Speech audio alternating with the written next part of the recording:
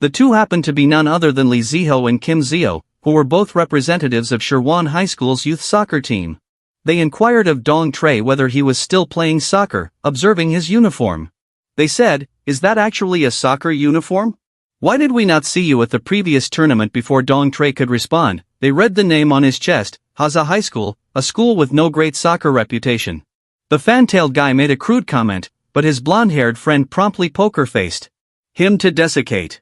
He even pretended to smile and said, "Anyway, I'm glad you're still kicking soccer balls around."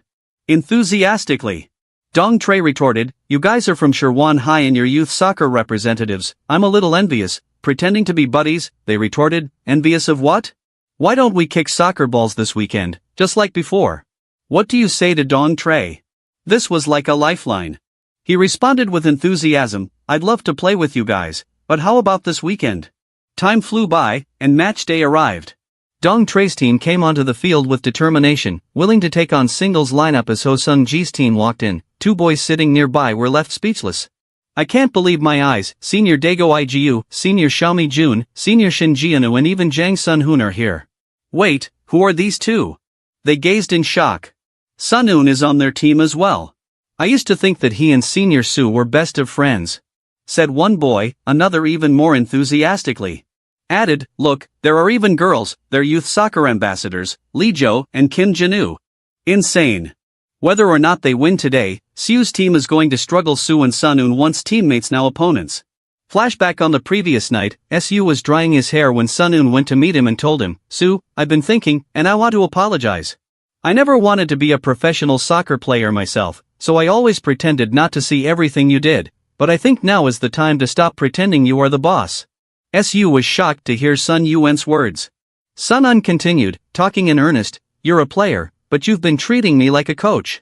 Do you even know how that looks? A second year speaking to his senior as equals? It's not about nationality. I think we need to hire a real coach to direct our team.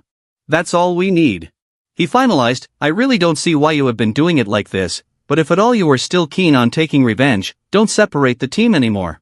After being told so, made Yusuf's face darkened, but Sun Hoon didn't lose smile and added, "I guess stuff like common sense do not go very well to someone like you, but others' lives live in soccer and therefore, just do not waste time like that."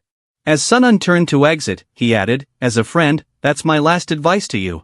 Su then interjected, "I am sorry, but I've never been joking around as a coach. No one in South Korea can make me change my mind." Sun Hoon turned back with an inciting tone.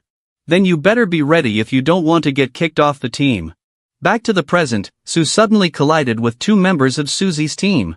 "Oh, my God, is that really Susie? Damn. This guy's still in Korea, huh? He's better than before." They taunted. "Look who it is. The traitor of Korean soccer still causing trouble, huh?" Sun Su Jino joined in furiously, "Because of you, I became a failure." The black-haired guy went on. "Do you remember when you came into the national team with backdoor networking, pretending to be some sort of star? You even got to shoot a penalty shot, but guess what? You missed. How do you even have the face to still come on the field? You shame." They laughed brutally even though they said otherwise.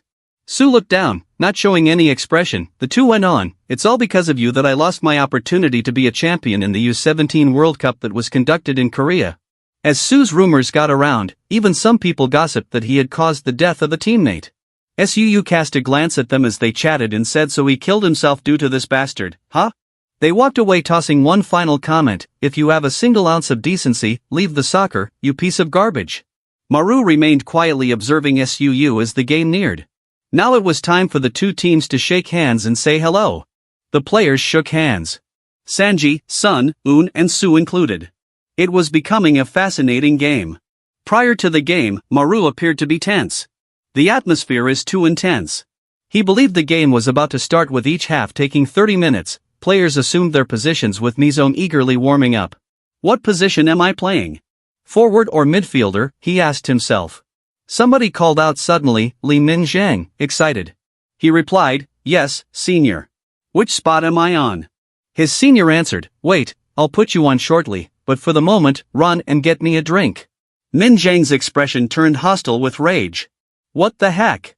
This senior jerk," he grumbled to himself. Two players from Suzy